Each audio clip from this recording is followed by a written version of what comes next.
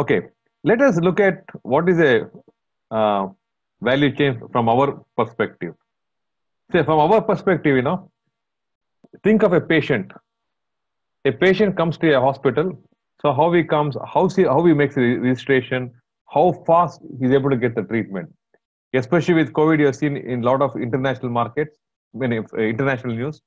Some of the patients were not able to given a proper treatment. Of course, because the priority was not there for them. For sometimes COVID and other priority, but the patients died. So sometime how to take the decision. Okay, operations, how a patient comes in and how he is given the treatment, and ultimately how he is discharged and safely goes home. And especially in the health industry, we got one more concept. What they say is discharge the patient as much as possible. If you can able to send him to the home, send him early because that bed can be used for treating another patient. Because every country has got shortage of beds. It's not like a hotel industry. They got shortage of beds unless the private nursing homes is different. Then sometimes you need to have marketing and sales. In health industry is made of awareness and service. So in the health industry, get a patient, treat him, and send him back home safely. To manage the patient, we have various mechanisms. Don't take this word literally because this is the one which came from Michael Porter in about 25 years back. So these things have changed. So in our case, procurement means in terms of, because when you want to buy any kind of an equipment or resources for a health, it must be centralized across what you're going to procure and what technology used across and human resource and the infrastructure like hospitals, the buildings, reception, everything comes under here. Again, margin here is not margin for patients because the government spent money. How effectively we can able to treat and what is the cost factor we can able to reduce? Is the public money, right? So with less money, you can able to treat more patients. That is the intention. So all of you got the concept? Okay, let me go for my next this one. So now let me show on this one. This is one of the project which I was involved. See what I'm trying to show here is, oh, I got it. Okay. See, the moment you are seeing what you are getting here, see these are the core systems in a health industry. 1, 2, 3, 4, 5. I just listed the high level. There can be still n number of systems. Okay. So all the systems must be connected in real time. So what I told our discussion today is the patient must be able to have an online access, must be able to book his appointment in the real time. Not a book an appointment after 2 days, I'll get an email or phone notification. Oh, come on, your appointment is fixed. I'm able to fix an appointment sitting in front of my desk or sitting in front of my mobile phone. You got me? So how to achieve it? To achieve that, you must be able to communicate across. To achieve this, what we need to do, that is the one we're going to discuss further from the angle of business application data technology. Seeing this, you got n number of systems. Again, just for information, ARIA is a cancer management system. Oncology, it mainly manages oncology patients. Cerner is one more management system. It mainly manages the EMR record. See, Cerner is having a oncology module, but oncology, when they procured Cerner, oncology was not procured together. So they procured ARIA as separate system. Now they need to combine together. In the future, there might be one Cerner can have all the requirements. It's got all the modules now. So Cerner also is growing in the last 20 years. So said that, so this is EMR record, electronic medical record. This also electronic medical record. So if a patient need to be treated, we need to refer the patient record from here, patient record from here. So there's a latency. It may take X number of days to give a treatment. So said that, let us look from this angle how to analyze the business and application architecture. Okay, now let us talk now. So what is the business architecture? Guys, are able to get the concept now? I'm showing a real case study, okay? This is not something I'm cooking up. Real case study which I worked. Okay, you can be able to see my screen, right? I got a message. Okay. Okay. The objective of the business architecture is, first of all, we need to give the business such a way they're able to achieve the goals. What is the goals? The goals, again, as we defined, might be to have a paperless system is the goal. To have a paperless system, that's the business goal, the end result. At the same time, whatever we do in business architecture, please remember, always it must be connected back to the strategic drivers. Many projects will be canned or called off in between because they're not connected to the enterprise-wide strategy. So unless until the enterprise-wide strategy is not connected, the project is working in isolation. That must go into the mind. Again, it must be able to identify the components between the gap between the baseline and the target. In our case, we already shown here. See here at this moment, when you go here, this is the future aspect we need to achieve. Currently, what's happening is this kind of system is not available. See, might be you may make an appointment, but it is just making filling up a form is not coming from a real time. So real time, if they want to get example, if a patient want to make a booking, this record must be pulled out from a centralized system, and based on is what is ailment. So there are n number of clinics in a mega hospital, in a big hospital. It can be related to cardiology, it can be for endoscopy, it can be pathology, it can be respiratory, it can be n number of things. So depending on the patient ailment, so depending on these are all the clinics, what is the availability of the doctors, plus the availability of the rooms, plus the availability of depending on the patient, what kind of equipment is needed for him to treat. It must be all pulled out in real time and able to give to the patient. Okay, these are the time slots available. Are you able to come for the appointment? Currently, it does not exist in any hospital. Okay. Currently, it is done by one of the front-end staff. They look into various things. They give a date. So it must be able to be managed by the patient. Okay. Okay. To achieve that, what we need to do? So what is the current? So current, we're going to look. Hey, what are the current systems we're having? What is the current way they're doing? Okay. Please remember, when we talk about business architecture, we're just telling what the business wants. See, we talked about the capability. Generally, capability has got 3 levels. Very high level, that is to talk to the C-level executives. Then we go much more deeper. That's what we're talking in the business architecture. This is the second level, where the business managers are able to understand. Then we go to the third level. Again, depending on it has got 8 to 10 levels. But generally in the industry, they go 1 to 3 levels. So depending on the complexity of the problem you're solving, you may go much more in depth. So what is the approach we're going to take in phase B? First of all, generally the approach is we got a requirement from phase A. So this is what is expected. We just understand, okay, we want to have a paperless, what is that, patient booking system, how to manage it. So what is the approach? We think in a generic way. Then afterwards, what we do is we take the baseline description. See, if you're building a new hospital, nothing to worry. Baseline description is not needed. But if you're building, taking the existing systems, and from that aspect, you want to see how to make a paperless appointment, then you must try to understand the baseline. Hey, what kind of business process they're following?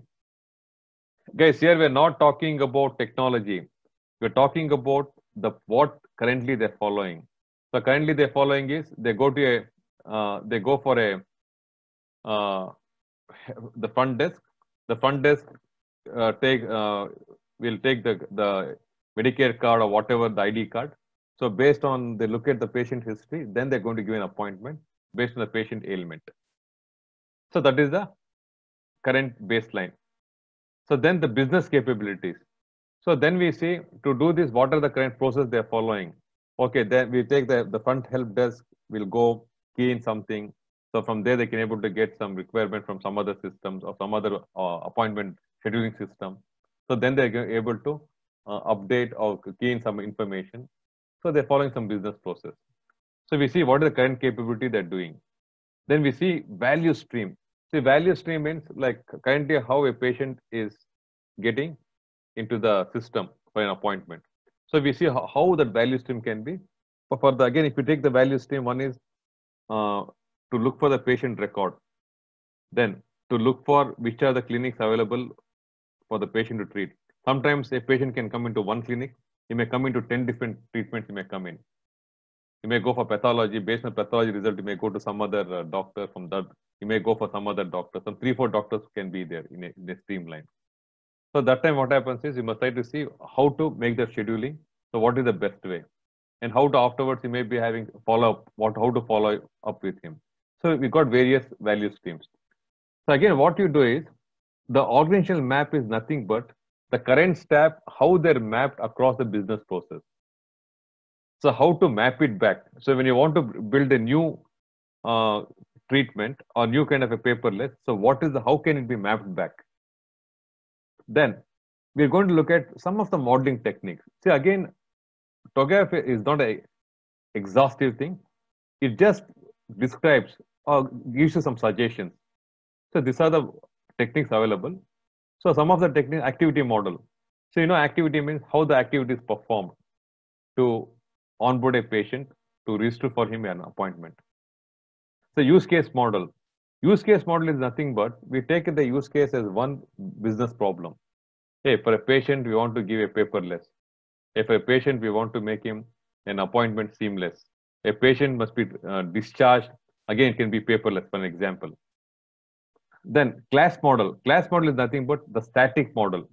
What is the static content we are having? So that comes as a class model. So these are techniques. Of course, in a real environment, we may apply n number of techniques also. All of you got the concept? Let me go through the steps, then you get much more idea what I'm talking. See, that's the approach what they have given. You may follow all the approach what I suggested before. You might not follow also. Or you may take one or two. Of course, you might be having your own approach too. Okay, let us understand. Okay, any of the audience here, have you done business architecture in your career?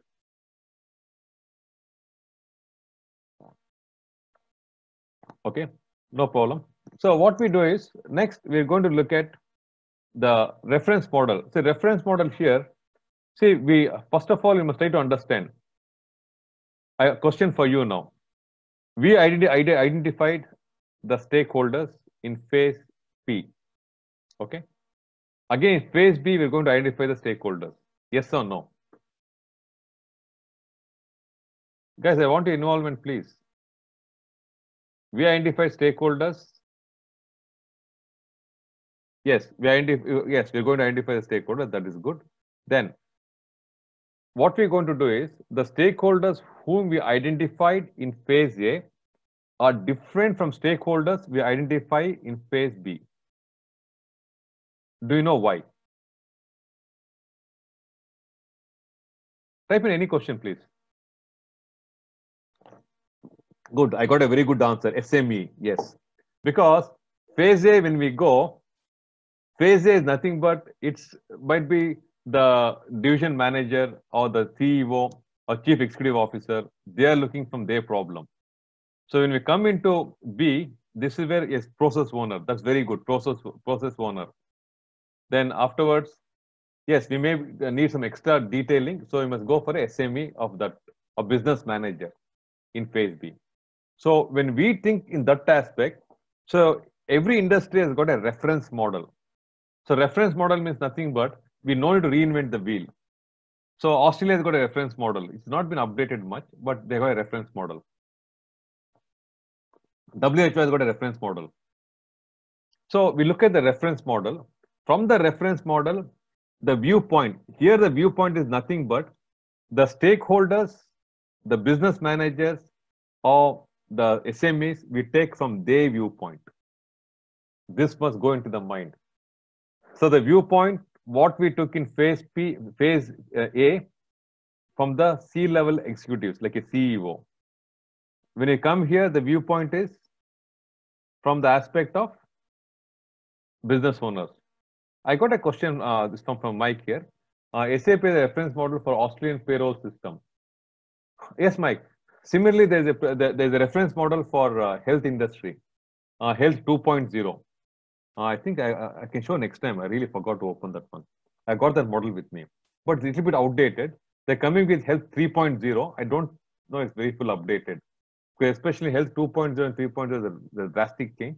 Let me see next time I'm able to pull it out. So every industry has got their own reference model. So guys, please see the here. It's a what we're doing is we're knowledge sharing. Okay. So ultimately, my goal is just not to get. The goal is our main objective for our company itself is to reduce the wastage of resources. To reduce the wastage of resources, one of the key things is not the question of resources. It can be human, it can be process, it can be material. So each one of you, what you know, can contribute. So other audience also will benefit from that. So I'm also know it's an exchange of ideas. So I may be knowing something. It's just on which line we are in our journey. That's all. So please be to share your concepts and ideas. I'll discuss to openly here. Okay. Okay. So next, coming back, then what we're going to do is we got the point. The viewpoints you're going to take from the angle of the key stakeholders from the business architecture viewpoint. From then tools. Please remember the tools we are looking here is only from the perspective of business architecture. In business architecture, what tool you come across might be a process modeling, might be may come across some kind of BPM and tools, or might be may come across if some company is using like Six Sigma, you may look into this kind of an angle. Okay. Then we're going to develop the baseline business architecture. Again, baseline business architecture means currently how a company is performing. So what are the activities they're doing? Again, see guys, please remember when we talk about this business architecture here, the baseline, it's all the business capabilities. What currently the business is doing, what process they're following, how they're doing. We don't look at it. How it comes with the next level of detail. The high level is only what they're doing, what they want to achieve. Then we look at the target. To have a paperless kind of a transaction, what is needed? What the patient need to be doing? So the patient, again, if the patient is able to access remotely, it makes an appointment. It goes to a system. The system is able to give him an appointment. But we don't go and see, okay, the appointment must go into 10 number of systems, pull the data. We don't go into that detail. Just a high level, what is expected. Then the components, what is required. The component means might be, we may introduce new kind of a process or new kind of a functionality or new kind of a capability. Please remember, these roadmap components, I told you in the last class, phase B, C, D, the steps are the same. Only variation is how you define. Example, business architecture comes with an application architecture, technology architecture, data architecture. Same thing, 1, 2, it changes. But gap analysis is the same. Roadmap components differs. If I'm talking about business architecture, I talk about the roadmap components of business architecture is business process, function, or capability, or some kind of events. Okay. Then resolve the impacts across the architecture landscape. Please remember, one of the key message I told you from the class when I started, we always connect back to the strategy. When you connect back to the strategy means in a company at any time, there'll be a number of projects running. There are. Some can be dormant and some can be very prominent.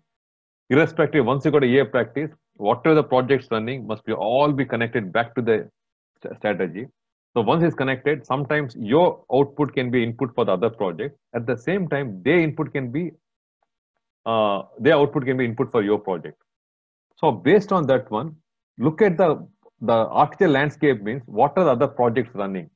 So how does their architecture going to affect it? So architecture means might be they're having some new systems coming in, or might be they're updating some existing systems, upgrading. Okay. Then go back to the stakeholders. Remember the stakeholders, who the stakeholders, the viewpoints you are collecting, go back to them, get their approval. You may say, see, the other project is doing might be some kind of a implementation. So they're migrating a database. So till then, we cannot able to start our project. So due to that, we may be delayed by 2 months. Or might be, you may tell the stakeholder, see, the other project, they want our data, but our data does not come across based on our timeline. It may take 3 months because other dependencies. Other project will be delayed. So you must go to the stakeholder and get the approval. That's a very important thing. See, one of the key thing in project management, they got timelines, and sometimes some project managers are given an intensive base. How quick you finish a project with a timeline, you got some incentive. So based on that, they work. But in EA practice, sometimes it's not incentive based. Is ultimately it's the value based for the business. So you must go and get the approval. Then you're going to finalize the business architecture. You got the flow. Then you create the architecture definition document. Okay, remember there are n number of documents produced in EA practice. Actually, EA practice they call it a verbose. You'll be producing n number of documents. But the key thing here is there are key documents which is very, very important for the next phase to kick off. So in the P phase, we call as the raw document, request for architectural work. And in the A phase, we call statement of architectural work. And in the B phase, we call architecture definition document. So we're revisiting again further. So again, here the definition document is created first time because you're doing a business architecture. And once it is created, it will be updated continuously further down. Okay, so now, before I go to my next slide of information architecture, are you guys all clear the concept of business architecture? You must really get into the mind. If I don't see any message, I'll proceed. See, business architecture is nothing but you're going to look at the capability of a company. Okay, I got a question here. At what stage do BA come in? Very good question, Ruben. Please, this is what I want. What happens is business architecture, when high level it comes when you talk to the business stakeholder. In the first iteration, you may come only with the base business. When you do the baseline, what you do is because business architect will be doing this without the help of business analyst is not able to perform this. Because the reason is, suppose if the system is very complicated or if the business process is very complicated, it's not well documented, he needs the help of business architecture, business analyst. Sometimes what happens is they're just making a high level requirement or estimation. Then the business analyst might not be involved. Again, I'll be telling in the next class, when we do the ADM phase, we got 3 stages. One, we do strategic, in a very high level we do. Segmental means we go in detail. So that one, the business analysis must required. And next phase, the next one is called project. So you got strategic ADM cycle, segmental ADM cycle, and project ADM cycle. When you go on project-based ADM cycle, 101% we must need a business analyst. Otherwise, we cannot be able to map back. Then I got one more question from Mike here. Can we repeat the documents? Oh, definitely. The documents can be repeated, but the only thing is it will be highlighted, it will be like a version control. The document will be a version control. Then I got a question. Is there a list of artifacts which need to be produced for each stage, just like a print store? Yes, there's a list of documents to be produced, but at the same time, what happened in TOGAF, the list of documents is being given from almost in, like from 2000, because companies have moved across from waterfall to Prince2 to Agile, and I don't know, scaled Agile, they got DevOps. So on that basis, what happens is, depending on the company to company, you're going to customize. So TOGAF does not mandate, at least Prince2 is mandating, but TOGAF does not mandate. It just tells the key documents. Like as in project management, they say without a project charter in PMI, I cannot start a project. So similarly, what TOGAF says is only 4 or 5 documents they make as a mandate. Again, companies will give their own naming conventions. They are not even following. Raw document, SAR document, yes, and architecture definition document. We have one or few more. Governance document is there. I'll explain as I come across.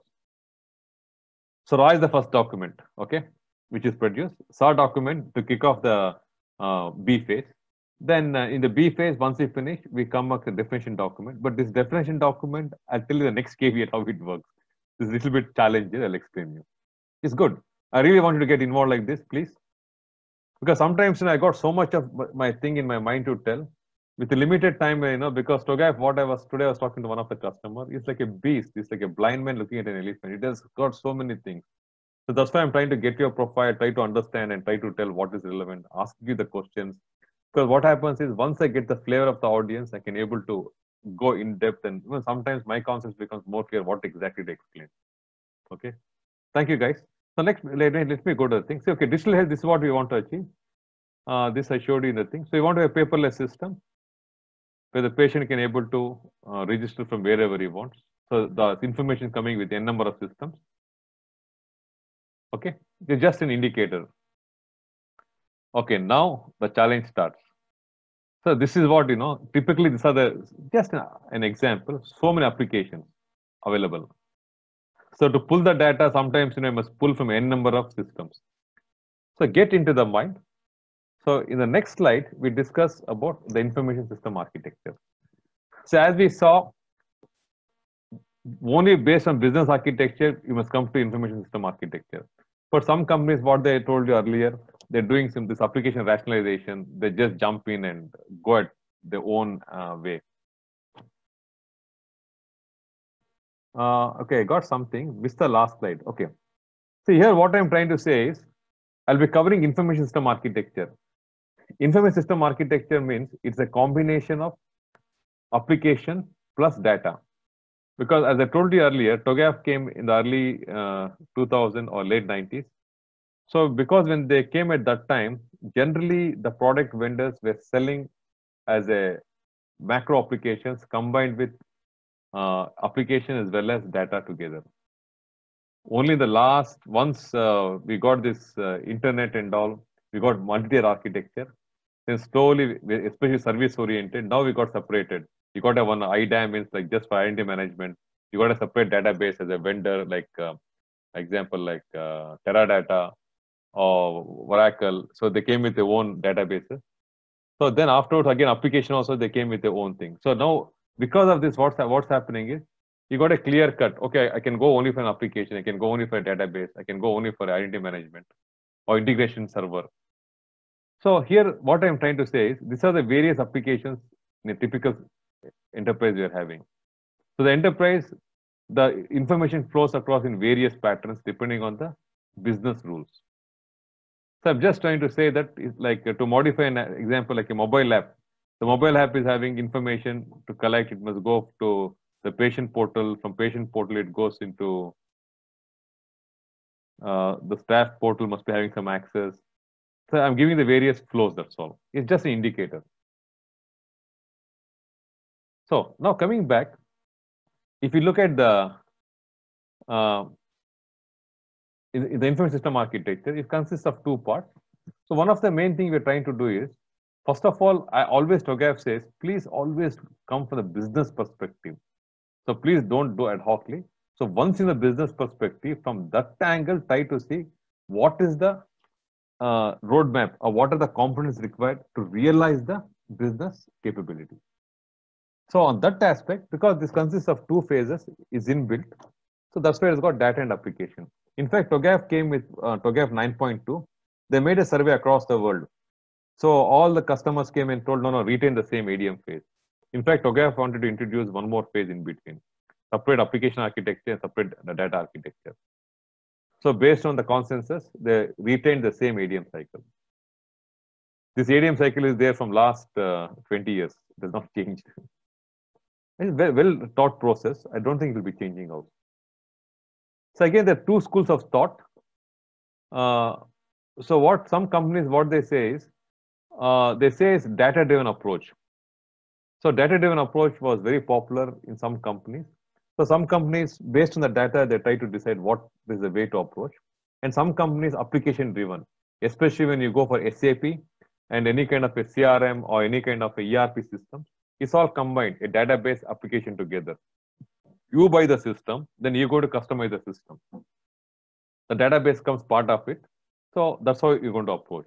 And some companies, they say you can do together both. You can do a application architecture as well as the data architecture together parallelly.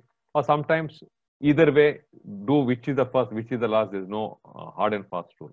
It all depending on your experience, on your, again, based on your stakeholders involvement. Again, what is the support you're getting? Okay. It's just an approach. So what we call is a top-down approach, a bottom-up approach. So top-down approach means we define from the application perspective, then we see what is the data. The bottom-up approach means from data perspective, then you see what kind of application is connected. Okay, now next going to the next slide. Okay, let us see the objective of, first we take the data architecture. From data architecture perspective, we must try to identify what is the data required. So generally, as I told you in my previous slide, I showed you. So a lot of applications comes with their own databases. This is one of the reason many companies are having silo data. Because of silo data, what happens is you need to have, because one of the key thing, like if you take the value chain, how fast the information goes from A to B, so A to Z rather. When the information want to go from A to Z, the information will be padded with additional data as it goes across in the chain. But the problem is the same data is duplicated in different systems. So the same data must be mapped back to various systems. Then you're going to get the information at the chain end. So that is a hassle. The main reason is you got unnecessary to talk to other systems. Again, data anomaly will be coming. Data quality can be compromised. So one of the key thing in the enterprise as we go across, we need to have a single source of truth. One good example for single source of truth we can take is the biggest thing happened in the world. Do you know what it is? The Indian unique ID. Guys, you got the concept of Indian unique ID? What happened? You guys have heard about the unique ID of India? Okay, what India did is for the 1.3 billion population, they came with a unique ID. So each and every person in India can be identified. What they're given is they're given a unique ID number for him. Again, the person cannot be what I can say is imitate. So in this sense, he cannot do perjury or anything. His iris is taken, captured. His fingerprints are captured. So because his iris and fingerprints, he is the one. There's no identity theft at all. So for the whole of 1.3 billion people in India, they got identity management. They got a unique ID. So because of this, what happened is then they're introducing a lot of changes in the way to manage, because India had the biggest problem of black money, and they call it Benami properties. With this unique ID, a person is able to be identified wherever he is. All is slowly the government is coming with a lot of new initiatives. His bank account, properties, everything will link to the one person. So with this, what happens? Like there's no kind of forgery at all or identity theft at all. So that is what we need to achieve in every company. Unless we achieve that kind of a nirvana, there will be a lot of what is the misuse of the information. Okay, again here the concept is the same, but what we're going to see is we're going to come from the angle of how to make the business architecture, the data architecture much more relevant. Okay, please remember, generally companies spend billions of dollars on data perspective, and again they lost huge amount of money because the reason is they did not factor in the concept of data is a lifeblood for the business. Somebody initiated, okay, let us go for big data. I have come across projects, they went for big data and all. They don't have that kind of data at all in a company. I have seen companies still 2 years back, they're using SQL Server 2006, 2008. That too, they upgraded to 2012. The reason is the vendor does not support for the 2016 application. So the message I want to say is still that is what IT is, because the business drives the IT. At the same time, business, they're not ignorant, they're unaware, that's all. Okay, moving forward. When you do the data management, what comes into your mind? For the data architecture. The companies, they say we have this master data management. No, it's not there. It's all namesake. To set up a data management, if you call a consulting company, they charge you a few $100,000. So many companies don't go for that. Especially when you go for data as a practice, first of all, you must see how to manage the data, because data is coming from a number of systems, how to manage it, how to consolidate it, what are the migration paths we need to take. Generally, companies got the concept of bi-model. Bi-model means sometimes two systems will be existing. At the same time, two systems are existing, there's a lot of additional what you call activities involved, how to manage that. And again, one of the key things is when you're doing this kind of a activity, how to govern it. So generally, companies got like the data custodian kind of a concept, but unfortunately, every company they have in paper, but they don't have the practice. So somebody will come define some data like a schema or table and just be persisting or something. They don't have the data steward or custodian who completely own the data. Companies define some kind of a chief data officer, but still it is yet to realize. Master data is there, but master data, many companies don't have that concept. Very few companies are having. Data validation, yes, once you have a master data, everything is managed well. Like a single source, like what is that? Every data definition, whatever you do. But unfortunately, it is not going in that aspect. In fact, I made a presentation in 2013 about this master data management. Might be I share that slides next time. Next, again, one more thing is like nowadays there's a new concept is coming up. They call it data virtualization.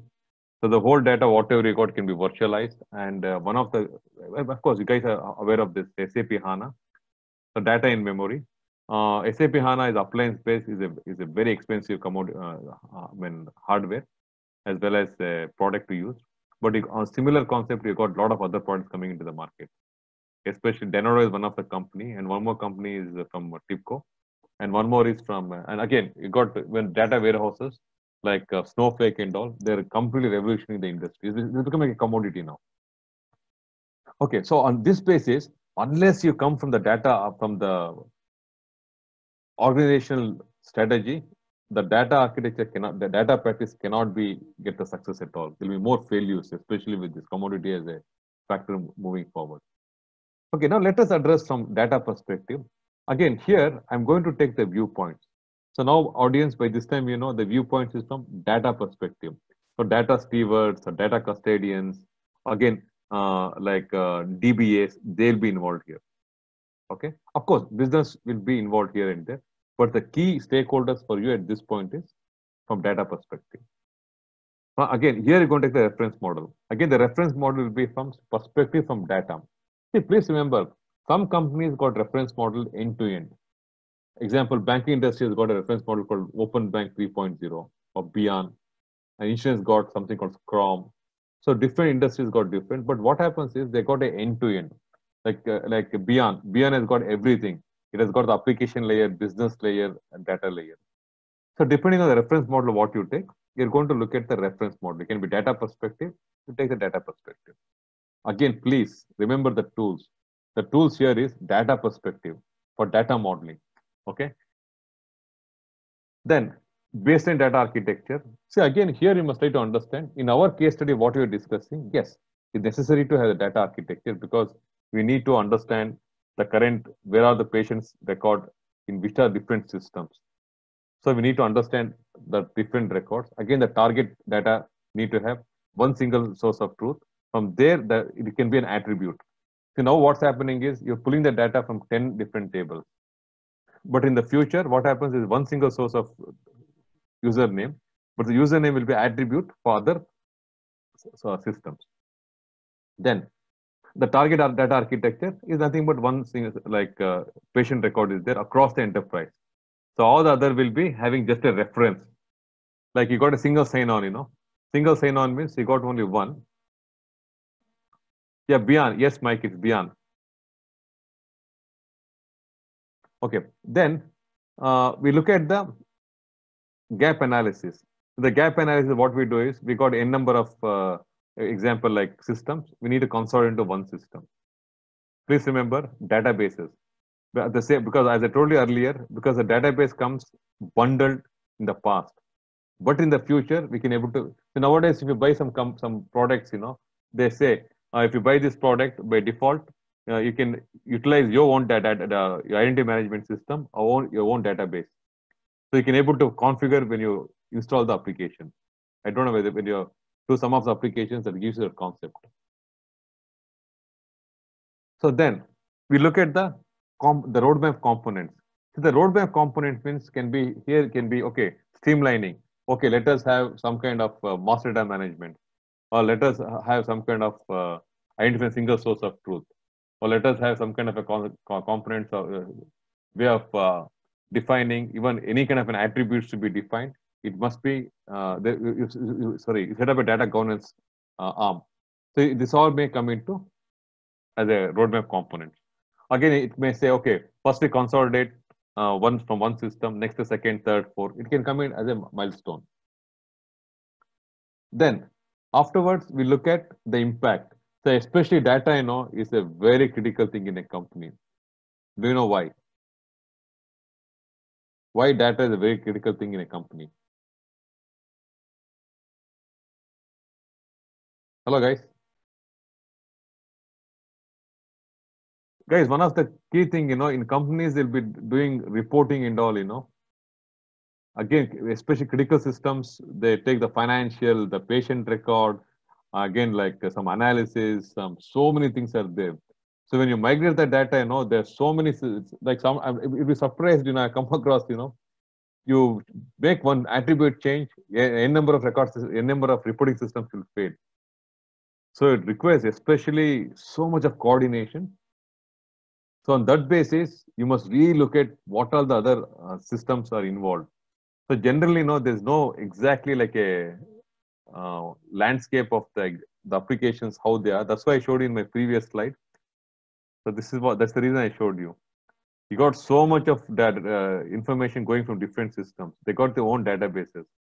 You make a change here, add some attribute, so a lot of things will not work. So if you want to make a change here, example, see this is IPM, it has got for 3-4 systems connected together. So all the systems must work in all these owners must work in coordination to come out with any update. Okay, now coming back, let me explain this concept. Okay, I finished this concept. Okay, afterwards, you're going to come out with you go, of course, again, you're going to get the approval from the stakeholder. See, again, one of the key thing of EA practice, what EA practice says is anything you do, always go back to the stakeholders, get the approval. Okay, so I was just telling you about BIAN, BIAN is nothing but Banking Industry Architecture Network. It's a consortium. It has been funded by, it has been like anyone can become a member, but they charge you $10,000. So what they do is once you become a member, but of course, all the artifacts is open. And again, the good news is the whole artifact is based on TOGAF and Archimate modeling. Okay, then we look at the next one. Okay, the concept is the same. This we can finish in the next 5 minutes. So application architecture is the same concept, but here we're going to look at the various applications. Again, how the applications, the current and the target. See, in the last example I showed you, this is a very good example. We can able to connect back. Let me connect back here. See, REI is one of the systems which does for oncology, means for cancer patients. This got its own electronic, we call as EMR records. Cerner is also one of the EMR record. Even like so, if you're able to combine this, either one system can have both the record. Otherwise, the same patient is defined here as well as defined here also. Again, the health industry, for even your dentist, they got their own record management system. So what we want to do is we want to have one single application where the patient record is there. The patient record, generally, they got one more system here called IPM. So some hospitals combine together in Cerner. Some companies, they got Cerner is one company, IPM is done from HP. So they got one more system.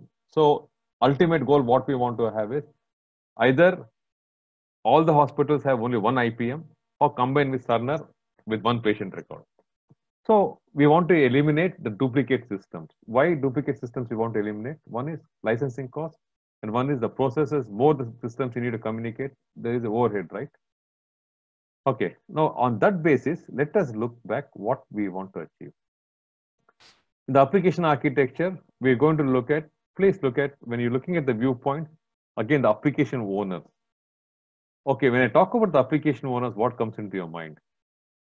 See, business is not bothered. You get the information from 10 different systems, different systems, they're not bothered. The business wants to have a seamless, a paperless transaction, a paperless appointment management system. So For you, what you want to do is you must talk to the application owners, try to understand the problems, and try to see how we can able to consolidate. So you're going to take their viewpoints of the application owner. Then you look at any reference models available. So based on the reference model, say like Mike was telling, there's a reference model for HR. So similarly, there'll be reference model, especially for this scheduling. There's so many reference models in the market. Then you look at the tools. Again, here the tools can be in terms of application management. It can be some kind of a tool from ITIL based, where it gives application portfolio, or there are a lot of tools in the market. Then you're going to make the baseline. Okay, so sorry guys, I'm showing the wrong slide. Then you're going to look at the data application architecture. So what are the current application you're having? Then target application, instead of three, 4 applications, you'll be having only one application. Then we make the gap analysis. In the gap analysis, we're going to say, so 3 out of 3 applications, 2 will be eliminated. At the same time, we may introduce another application to have some kind of a single sign-on for the gap, because we cannot replace all the applications at one stage. It may go in phased manner. Then afterwards, we're going to look at the components. The roadmap components means it can come for the gap, what we need to, what kind of new applications are required. Say, especially nowadays, if you think of our scenario, our scenario is the patient is able to make an appointment from his mobile phone. So if he wants to make an appointment from his mobile phone, what is needed? Currently, if a patient goes to a hospital, his ID is taken. But with a new mechanism, you must be able to authenticate the person what he is. So how to authenticate? So first of all, you must be able to authenticate based on you must be having a login ID. If it does not have a login ID, guys, can you come out? What is the login ID you're having in Australia? Australian audience, you must come out with this. ServiceNow has got a centralized access, right? ServiceNow. Yeah, from ServiceNow you can able to, so hospital management systems must be able to communicate with the ServiceNow and with the services, New South Wales. Then you can able to say, okay, the patient, he is a patient who he is. My Gov ID is there, that's very good. So you got like 2-3 mechanisms here. You can able to, so you need to say, okay, you must be having a mechanism to be able to communicate with the Gov ID. Say Centrelink also, they got some identity management. So you must be able to see which one you want to follow. Okay, because Centrelink is the one thing which gives you the how much what is that resource you can able to utilize. What is the billing mechanism for you based on your income? So that's also is there. So you must need to take into the consideration. So based on that, you're going to come out with what is the components required. At the same time, look at the landscape. Then go back to the stakeholders, get the approval. Then you come with the finalized application architecture. Guys, please see here. Create the architect definition document. See, this was done 20 years back. It can be create or update. Sometimes, as I told you, what happens is some companies may start parallelly all the processes. So you may create or update. Okay. So you may create a separate application architecture definition document for application data technology separately. But TOGAF says one document is created and updated on a regular basis. So there'll be one single source of truth, but multiple people can able to work, and especially with the current systems, it is possible. Okay, I got few questions before I go to the next concept. Next concept is a similar. We got only one last slide, right? Nothing to worry. So I got it from okay, Irwin. Irwin is a data modeling tool. Yes, Irwin is a data modeling tool. Now we got a lot of good modeling tools in the market, and so depending on your type of the company, you may go with what is the important thing. And I got one more. Nehru is saying data is the lifeblood of a yes. Data is the lifeblood of a company. So based on that, what happens is that must be well managed.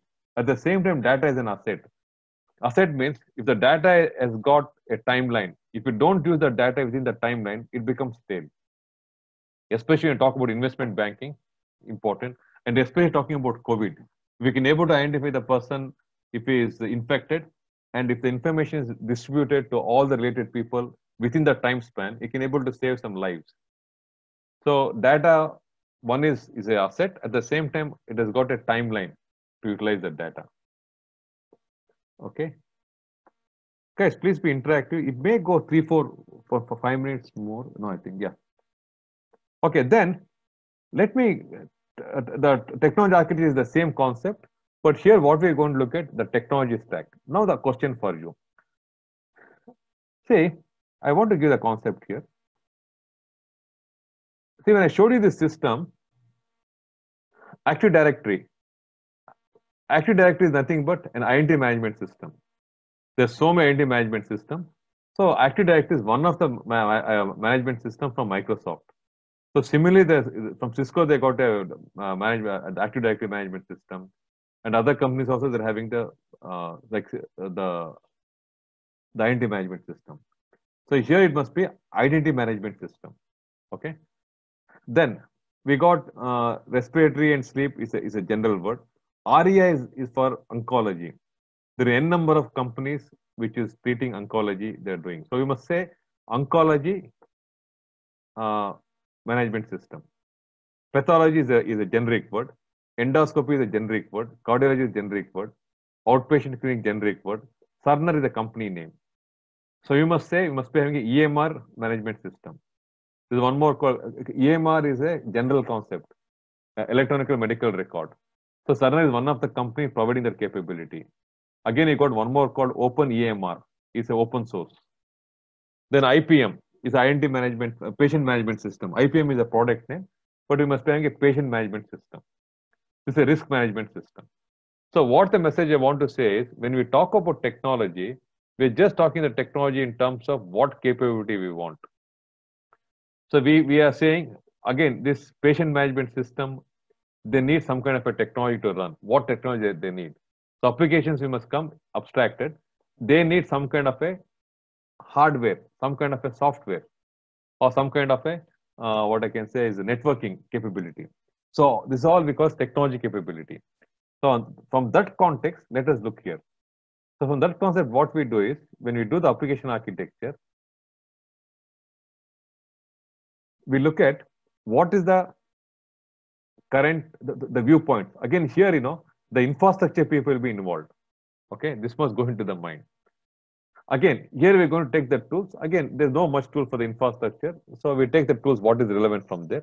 Again, reference model. Especially nowadays for the infrastructure tools, we have got, the configuration management tools, the deployment tools. There's so many tools available in the market.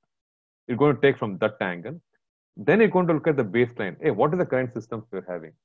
So especially when you look at the current systems, generally what comes into your mind? It will be on-prem, or might be it will be not fully virtualized, or might be it is all vertical scaling. So you'll be looking, okay, our applications, our hardware, our infrastructure requirement, because everything is virtualized. So how the virtual environment, what kind of virtual environment is required? We want horizontal scaling capability. Then we look at what is the gap. The gap we can clearly say the current systems might be it's on-prem. So you want to go to the cloud. That's one thing. That's the gap. The next gap is the current systems are for vertical scaling. So you want to get the systems which is horizontal scaling. Okay, fine. Then the current systems we can say we got databases. The databases are all more of towards what? It's RDBMS. So you want to have some kind of unstructured data. Why unstructured data? Because if a patient is coming, you want to identify where the patient is. You must get his geolocation. Again, you must be able to pull his data from Google Map. Where is he coming from? Or you must be able to find out his what is that activities? What is he doing? So all this can be unstructured data.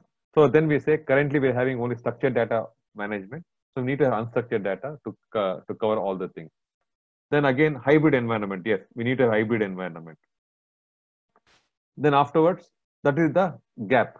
Then afterwards, we're going to say what is the impact for the existing architecture. So sometimes some companies might be having their own, they might be running other projects too in the technology space. Say, especially nowadays, if you know, because technology is a commodity, so they'll be having some servers running in Azure, sometimes some servers running in government data center, some in especially Google is a new player in the market. So what happens, you must try to see how it's going to get impacted. and you must try to work together and come with the impact analysis, then get your stakeholder approval. Again, when you go to the stakeholder, you must be able to show the impacts. See, sometimes you may resolve it before going to them, or sometimes you may get your stakeholders together to get to resolve the impact, depending on what is the effect on the downstream of the business.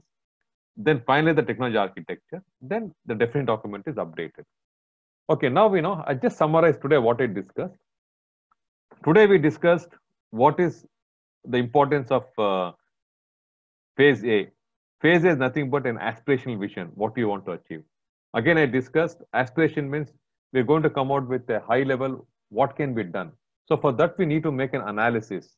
So what is the effort required to have a paperless appointment from the patient? So the patient can be able to make his appointment. From that angle, when we come, then we're going to look at a high level requirement of what is the business architecture. When we come into business, okay, sorry, before I come, so from that aspect, what you do is you're going to make an analysis. Once the analysis is done, you're going to produce the what is that? SAR document, the statement of architectural work. So when you produce that one, that is the end phase of phase A. Then you're going to come to phase B. When you come into phase B, you're going to look at what the business wants. That is the business capability.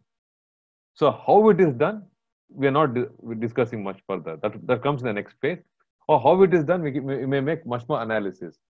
So when we do what the business wants, the capability, then we're going to see what are the kind of applications it is supporting. So once we know the application supporting, then we see what is the data. Again, there's no hard and fast rule. You may go data first, application first. So once that is done, you may do parallelly also. So once we know what is the application, what is the data expected, then we're going to see what kind of infrastructure we need. See, luckily, before virtualization, physically you must try to set up a data center, you must procure hardware, software, set up all the things. But now it is very simple. The moment you know what is the kind of infrastructure you need, the capability you need, the kind of servers, you can just go and not procure itself. You can just able to spin the systems in either AWS, Azure, or Google Cloud. Or even a lot of ASP providers are there to provide that kind of capability. So said that, the main concept of here is you must try to consolidate the existing application, at the same time make a seamless information going across, and try to abandon or overcome the duplicate business processes, and again consolidate the silo databases into a single database. So that is what we discussed today. So next class, what we are going to discuss is, next class when you come,